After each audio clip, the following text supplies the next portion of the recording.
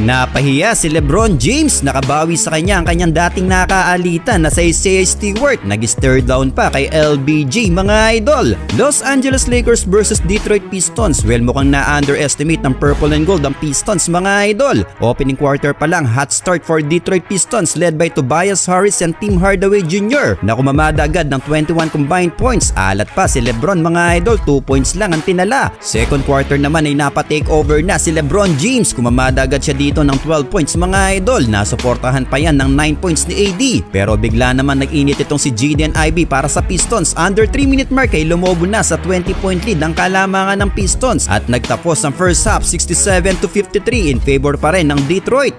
Starting of third quarter, team effort na ang opensa ng Lakers mga idol. Tumulong na sila Austin Reeves at D'Lo at patuloy pa rin kumakamada si Anthony Davis. Pero bago matapos ang third quarter mga idol ay napahiya si LeBron James. Binutata siya ni Isaiah Stewart at nag-stare down pa kay LBJ. Pero nagtapos ang third frame ay baba na sa single digit ang kalamangan, 83-77. Fourth and last quarter ay sagutan lang ng opensa ang dalawang koponan. Still Anthony Davis pa rin ang bumubuhat sa Lakers. Pero napa-takeover na rin sila Jaden Ivey at Cade Cunningham para sa Pistons. Nakakuha pa ng momentum kaya umakyat muli sa double digits ang kalamangan. Well, sa huli nga mga idol ay nakuha ng Pistons ang panalo sa final score na 115-103.